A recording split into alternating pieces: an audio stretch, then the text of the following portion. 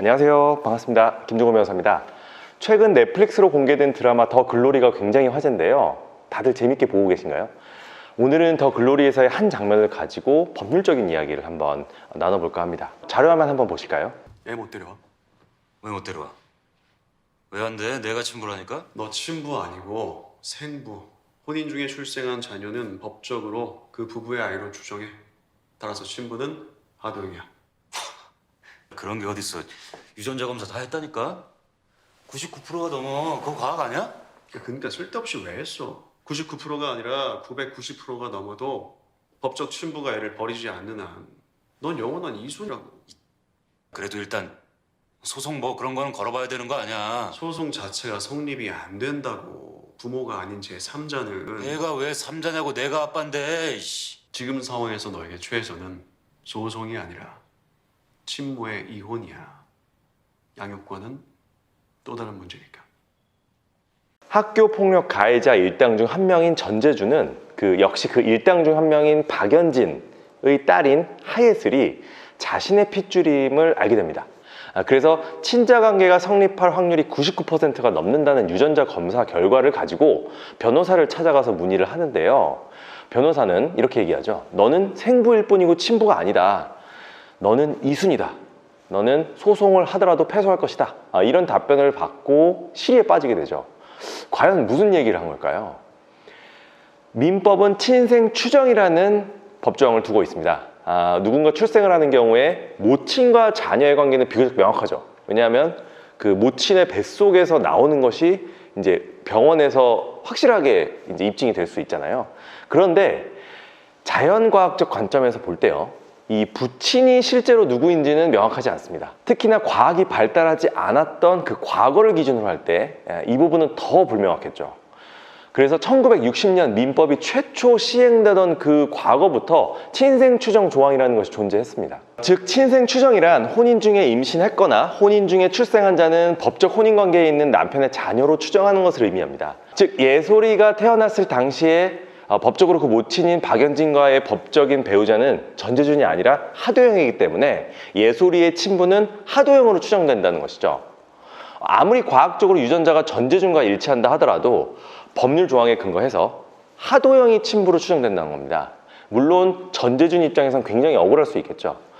심지어 대법원이 뭐라고 하고 있냐면요, 혼인 중에 아내가 임신을 해서 출산한 자녀가 유전자 검사 등을 통해서 남편과 혈연관계가 없다고 밝혀졌다 하더라도 여전히 친생 추정이 미친다, 이렇게 판시하고 있습니다.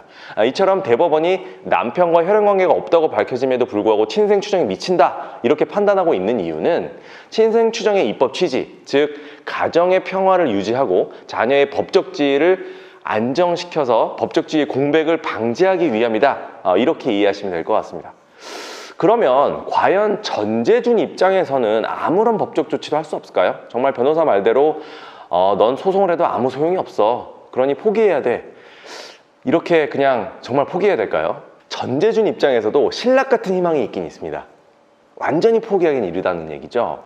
그 유전자 검사 결과를 통해서 남편과 자녀 사이에 혈연관계가 없다는 사실이 입증됐다 하더라도 여전히 친생 추정이 미친다라는 결론이 유지된다면 분명히 불합리한 결과가 발생할 수 있습니다. 마치 전재준의 입장을 우리가 한번 빙의를 해보면 느낄 수 있겠죠. 법률혼 관계가 이미 실질적으로 파탄이 났고 그에 따라서 남편과 자녀 사이의 가족 공동생활의 실질까지 소멸했다.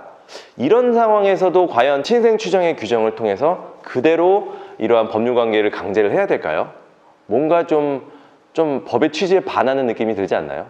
그래서 예외적인 대법원 판례가 있습니다.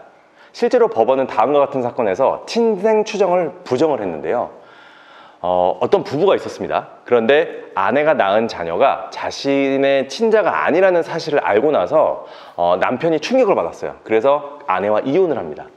그리고 출생신고를 해줬던 그 자녀와 오랜 기간 왕래를 끊고 이제 살았던 것이죠.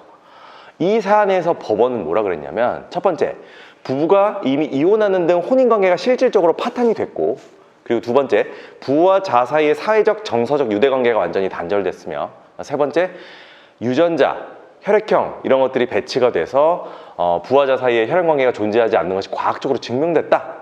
이 정도 요건이 모두 충족이 되면 예외적으로 친생 추정의 효력은 미치지 않는다, 이렇게 판시한 사례가 있는 것입니다.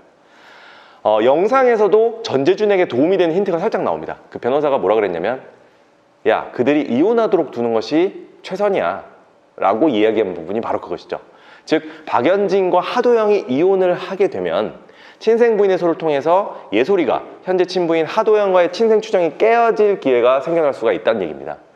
만일 이혼 자체가 여의치 않은 경우를 한다면 그 딸인 예솔이가 현재 친부인 하도영과의 유대관계가 단절됐다는 부분을 입증할 만한 자료부터 준비를 해야 될 것 같습니다.